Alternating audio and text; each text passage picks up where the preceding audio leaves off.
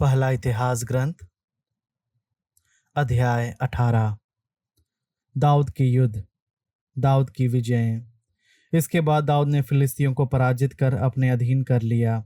उसने फिलिस्तियों के हाथों से गत और उसके पास के गांव छीन लिए। उसने मोआब को पराजित किया। मोआबी दाऊद के अधीन हो गए और उन्हें उसको कर देना पड़ा। दाऊद ने शोबा के राजा हदेजेर को हमात के पास पराजित किया जब वह फरात नदी के पास अपना अधिकार दृढ़ करने गया। दाऊद ने उससे 1,000 रथ ले लिए और 7,000 घोड़सवारें तथा 20,000 पैदल सैनिकों को बंदी बना लिया। दाऊद ने 100 को छोड़कर रथ के सारे घोड़ों को लंगड़ा बना दिया। दमिश्क के आरामी शोबा के राजा हदेजेर की सहायता करने आए। दाऊद ने उन आरामियों के 22,000 सैनिकों को मार डाला। इसके बाद दाऊद ने दमिश्क के आराम में रक्षक सेना रखी। इस प्रकार आरामी दाऊद के अधीन हो गए और उन्हें कर देना पड़ा। दाऊद जहां भी जाता था प्रभु उसे वहां विजय दिलाता था। दाऊद हदजेर के सेवकों की सोने की ढालें उठाकर यरूशलेम ले गया। दाऊद ने हदजेर के नगर टिबहत और कून से बहुत सा कांसा भी छीन लिया। उससे सुलेमान ने कांसे का होज, स्तंभ और कांसे के पात्र बनवाए। जब हमात के राजा तोई ने सुना कि दाऊद ने सोबा के राजा हदेजेर की सारी सेना को पराजित कर दिया, तो तोई ने अपने पुत्र हदोराम को राजा दाऊद के यहाँ प्रणाम करने और बधाई देने के लिए भेजा कि उसने हदेजेर को युद्ध में पराजित किया है, क्योंकि हदेजेर से तोई का भी बैर था। हदोराम चांदी, सोने और कांसे के सब प्रकार के सामान भी ले आया। राजा दाऊद ने उन्हें और उस चांदी और सोने को भी प्रभु को अर्पित किया, जिसे उसने सब पराजित राष्ट्रों से अर्थात एदोम, मोआब, अमोनियों, फिलिस्तियों और अमालेकियों से छीन लिया था। सरुया के पुत्र अभिषय ने लवन घाटी में 18,000 एदोमियों को मारा। उसने एदोम में रक्षक सेना रखी। इस प्रकार सब एदोमी दाऊद के अधीन हो गए। दाऊद जहां भी जाता प्रभु उसे वहां विजय दिलाता था। विभिन्न पद अधिकारी। दाऊद सारे इज़राइल पर शासन करता था और अपनी सारी प्रजा के साथ निष्पक्ष और उचित व्यवहार करता था। सरुया का पुत्र योआब सेनापति था। अहीलूद का पुत्र यहोशाफाट अभिलेखी था। अहीटूब का पुत्र सादोक और एब्यातर का पुत्र अहीमेलेक याजक थे। शौशा सचिव था। यहोयदा का पुत्र बनाया करेतियों और पलेतियों का सेनाध्यक्ष था और दाऊद के पुत्र राजा के पास प्रधान पदों पर नियुक्त था। राजा हनून द्वारा दाऊद के दूतों का अपमान। अध्याय 19। कुछ समय बाद अमोनियों के राजा नहाश की मृत्यु हो गई और उसके स्थान पर उसका पुत्र राजा बना। दाऊद ने सोचा, मैं नाहाश के पुत्र हानून के साथ मित्रता का व्यवहार करूंगा, क्योंकि उसका पिता मेरे साथ मित्रता का व्यवहार करता था। इसलिए दाऊद ने दूत भेजकर उसके पिता की मृत्यु के लिए संवेदना प्रकट की। जब दाऊद के सेवक अमोनियों के देश में हानून के पास संवेदना प्रकट करने पहुंचे, तब अमोनियों के सामंतों ने हनून से कहा, क्या आप सोचते हैं कि दाऊद ने अपने सेवकों को संवेदना प्रकट करने इसलिए आपके पास भेजा है कि उसमें आपके पिता के प्रति सचमुच आदर भाव है? नहीं, उसके सेवक टोह लेने, देश का भेद जानने और उसका सर्वनाश करने आए हैं। इसलिए हनून ने दाऊद के सेवकों को पकड़वाया, उनके बाल मुड़वाए, जांग तक आधा वस्त्र कटवा डाला और उन्हें वापस भेज दिया। जब दाऊद को इसका समाचार मिला तो उसने उनसे मिलने दूत भेजे, क्योंकि वे अत्यंत लज्जित थे। राजा ने उनसे कहलवाया, जब तक तुम लोगों की दाढ़ी फिर से पूरी ना बढ़े तब तक यरीहो में ही रुके रहो, इसके बाद घर लौटो। अमोनियों से दाऊद का पहला युद्ध। जब अमोनियों को पता चला कि दाऊद को उनसे घृणा हो गई है, तो हनून और अमोनी 1,000 मन चांदी भेजकर मेसोपोटामिया, माका और शोबा के अरामियों से रथ और घुड़सवार ले आए। उन्होंने 32,000 रथों के सिवा माका और उसकी सेना को किराए पर बुलाया। उन्होंने आकर मेदेबा के पास पड़ाव डाला।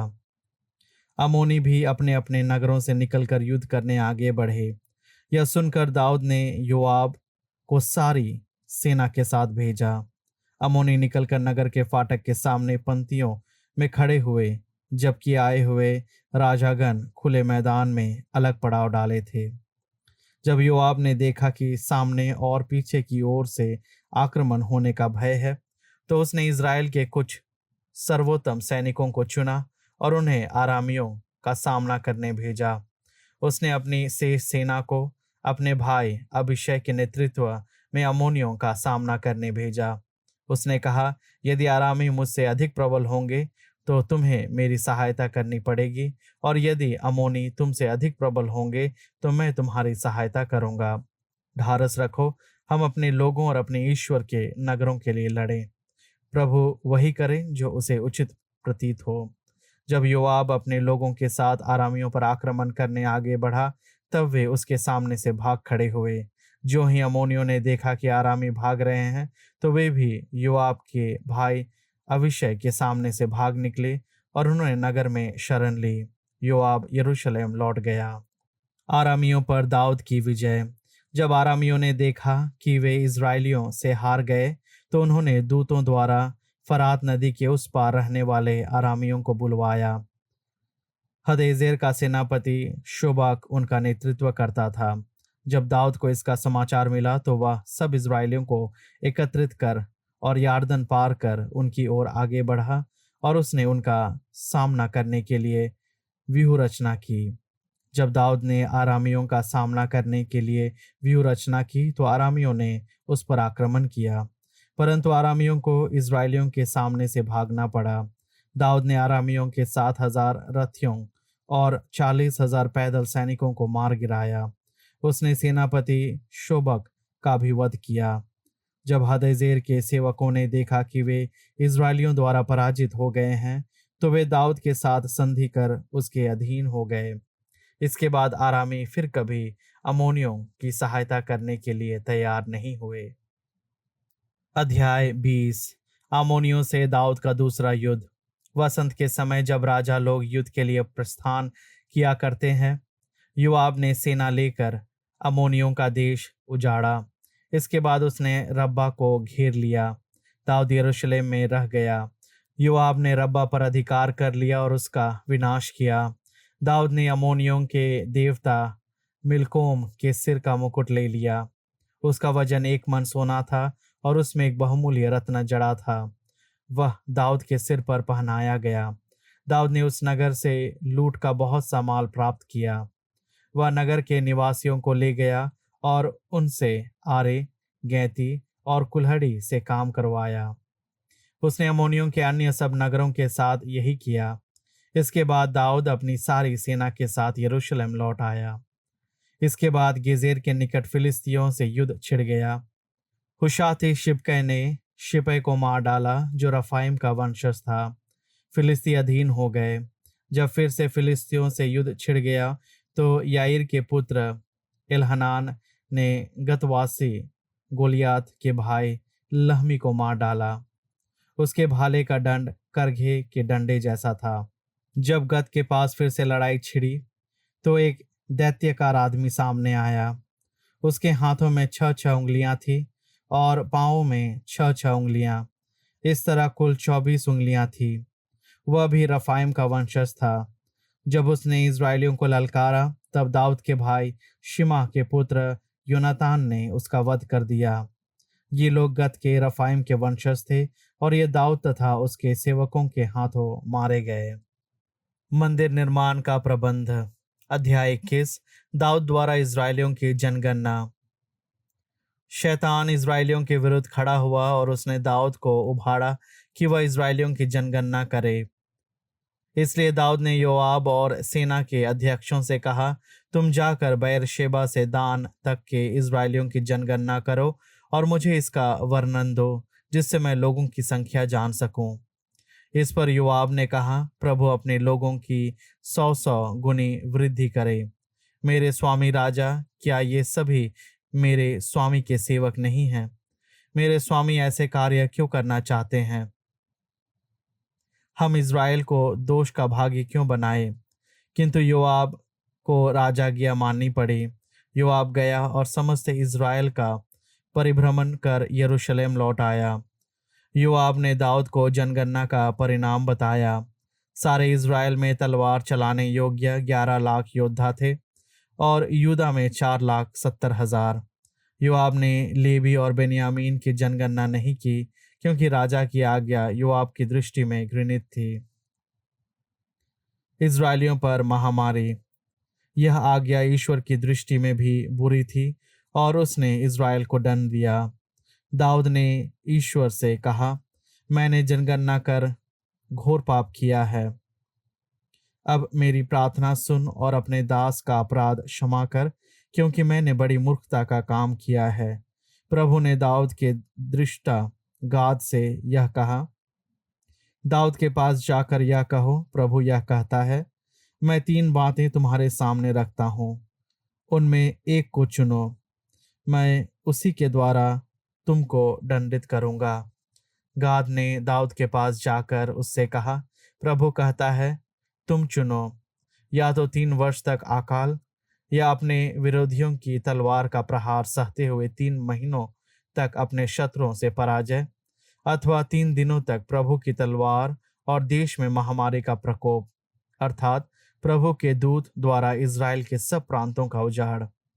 अच्छी तरह विचार कर बताओ कि मैं उसको क्या उत्तर दूं, जिसने मुझे भेजा है। दाऊद ने गाद को उत्तर दिया, मैं बड़े असमंजस में हूँ। मैं प्रभु के हाथों पड़ जाऊं, क्योंकि उसकी दया बहुत बड़ी है, किंतु मैं मनुष्य के हाथों ना पड़ूं। इसलिए प्रभु ने इज़राइल में महामारी भेजी। इज़राइल के 70,000 लोग मर गए। ईश्वर ने यरूशलेम के विनाश के लिए एक दूत भेजा। जब वह उसे नष्ट कर रहा था, तो प्रभु को विपत्ति देखकर दुख हुआ और उसने लोगों का संहार करने वाले दूत से कहा, बहुत हुआ, अपना हाथ रोको। प्रभु का दूत उस समय यबूसी ओरनान के खलिहान के पास आ गया था। दाऊद ने अपनी आंखें उठाकर आकाश और पृथ्वी के बीच प्रभु के दूत को खड़ा देखा। उसके हाथ में एक नंगी तलवार थी जो यरूशलेम के ऊपर उठी हुई थी। दाऊद और नेता टाट पहने मुंह के बल गिर पड़े। दाऊद ने ईश्वर से कहा, क्या मैंने ही जनगणना का आदेश नहीं दिया? मैंने ही पाप किया है, मैंने ही अपराध किया। इन भेड़ों ने क्या किया है? मेरे प्रभु ईश्वर, तेरा हाथ मुझे और मेरे परिवार को दंडित करे, परंतु वह महामारी तेरी प्रजा का विनाश नहीं करे। प्रभु की वेदी का निर्माण। तब प्रभु के दूत ने गाद को आदेश दिया कि वह दाऊद के पास जाकर उससे कहे, पहाड़ी पर चढ़कर यबूसी और नान के खलिहान में प्रभु के लिए एक वेदी बनवाओ। गाद की यह आज्ञा पाकर, जो उसने प्रभु के नाम पर दी थी, दाऊद वहां गया और नान गेहूं की दावनी कर रहा था। उसने मुड़कर दूत को देखा और वह अपने चारों पुत्रों के साथ छिप गया। दाऊद ओरनान के पास गया। जब ओरनान ने आंखें उठाई और दाऊद को आते देखा, तो उसने खलिहान के बाहर आकर भूमि तक सिर झुकाकर दाऊद को प्रणाम किया। दाऊद ने ओरनान से कहा, इस खलिहान की जमीन मुझे दे दो, जिससे मैं यहाँ प्रभु के लिए एक वेदी बनाऊं। इसका पूरा दाम लेकर इसे मुझे दे दो, जिससे महामारी प्रजा से टल जाए। ओरनान ने दाऊद से कहा, ले लीजिए, मेरे स्वामी और राजा जो ठीक समझे करें। मैं होम बलियों के लिए बैल, ईंधन के लिए दावरी का सामान और चढ़ावे के लिए गेहूं देता हूँ। मैं सब कुछ देता हूँ। लेकिन राजा दाऊद ने ओरनान से कहा, नहीं, मैं तो पूरा पूरा रुपया देकर ही इसे तुमसे मोल लूंगा। मैं बिना दाम दिए तुमसे कुछ नहीं लूंगा। मैं मुफ्त में प्राप्त होम बलि प्रभु को नहीं चढ़ाना चाहता। तब दाऊद ने उस स्थान के लिए ओरनान को सोने के 600 शेकेल दिए। दाऊद ने वहां प्रभु के लिए वेदी बनवाई और होम बलियां और शांति बलियां चढ़ाई। उसने प्रभु से प्रार्थना की और प्रभु ने होम बलि की वेदी पर आग भेजकर उत्तर दिया। इसके बाद प्रभु ने दूत को आज्ञा दी और उसने अपनी तलवार म्यान में रख ली। दाऊद ने उस समय देखा कि प्रभु ने यबूसी और नान के खलियान में उसकी प्रार्थना स्वीकार कर ली है, इसलिए उसने वहां बलियां चढ़ाई। प्रभु का निवास जो मूसा ने उजाड़ खंड में तैयार करवाया था और होम बलि की वेदी दोनों उस समय गिबओन की पहाड़ी पर थे, परंतु ईश्वर से पूछने दाऊद वहां नहीं जा सकता था, क्योंकि वह प्रभु के दूत की तलवार से डर गया था।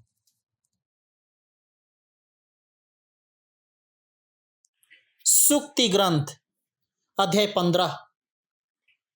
कोमल उत्तर क्रोध को शांत करता, किंतु कटु वचन क्रोध भड़काता है।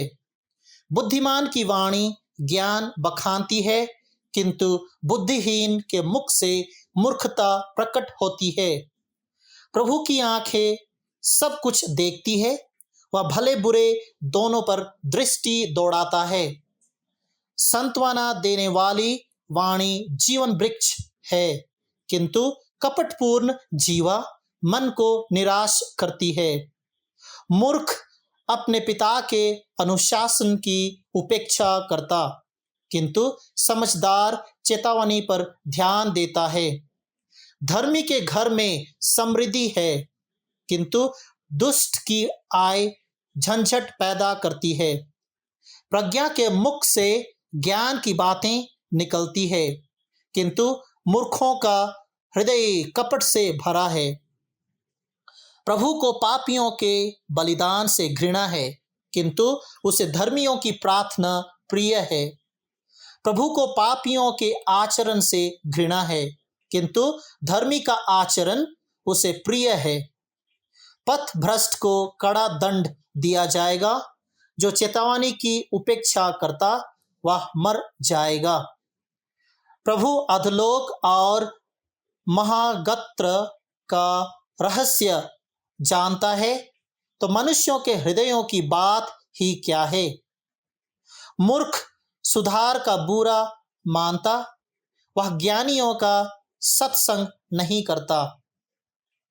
आनंदित हृदय मुख को आलोकित करता है, किंतु दुखी हृदय से मन उदास होता है। समझदार हृदय ज्ञान की खोज में लगा रहता है, किंतु न समझ मूर्खता से अपना मुख भरता है।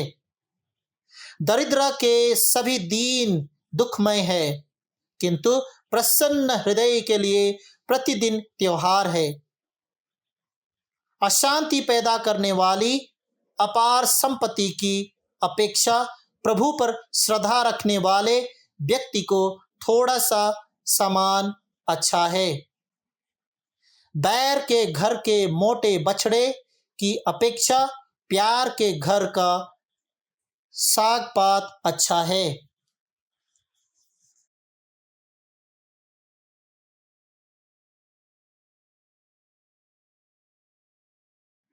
रोमियो के नाम संत पौलुस का पत्र अध्याय 1। अभिवादन। यह पत्र ईसा मसीह के सेवक पौलुस की ओर से है, जो ईश्वर द्वारा प्रेरित चुना गया और उसके सुसमाचार के प्रचार के लिए नियुक्त किया गया है। जैसा कि धर्म ग्रंथ में लिखा है, ईश्वर ने बहुत पहले अपने नबियों द्वारा इस सुसमाचार की प्रतिज्ञा की थी। यह सुसमाचार ईश्वर के पुत्र हमारे प्रभु ईसा मसीह के विषय में है।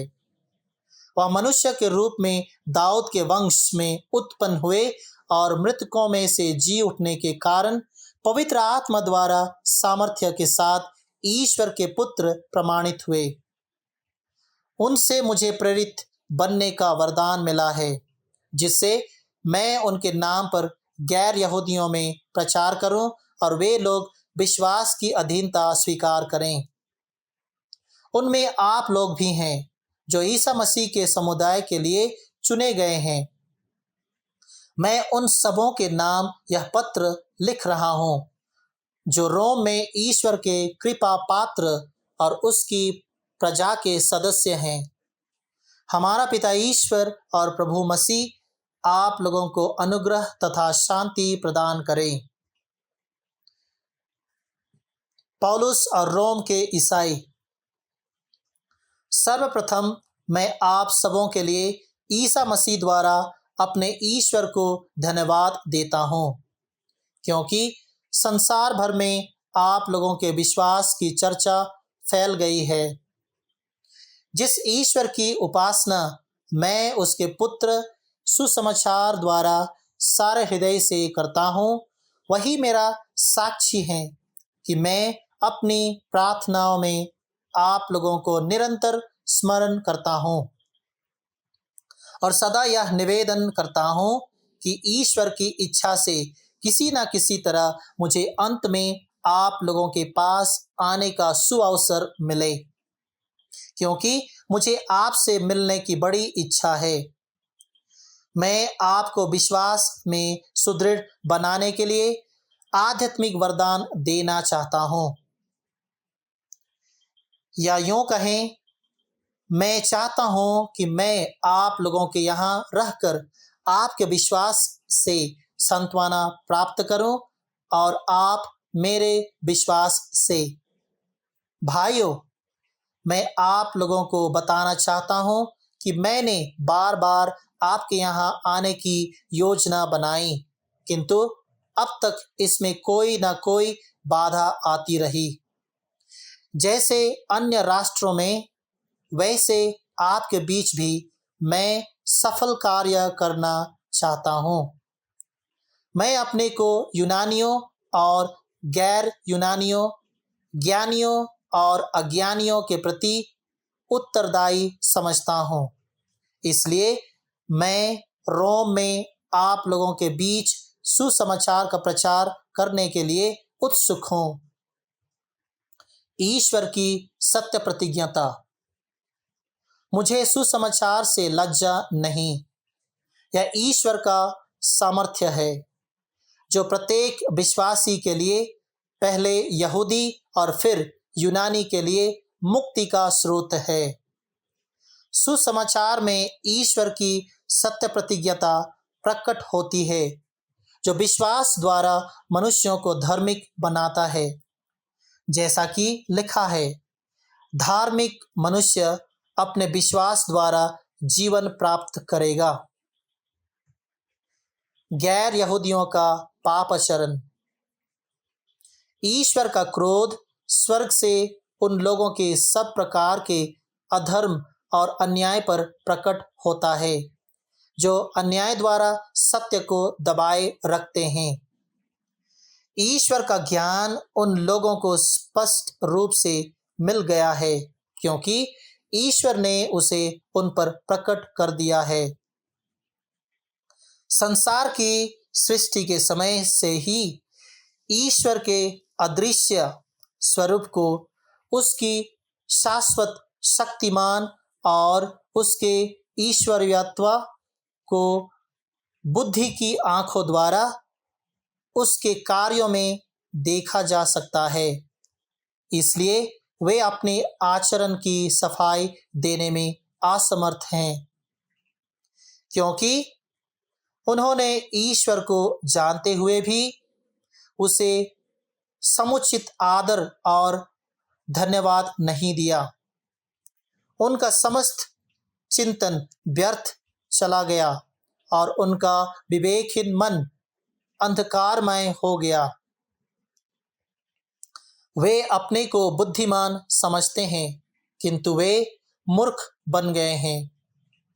उन्होंने अनश्वर ईश्वर की महिमा के बदले नश्वर मनुष्य, पक्षियों, पशुओं तथा सांपों की अनुकृतियों की शरण ली।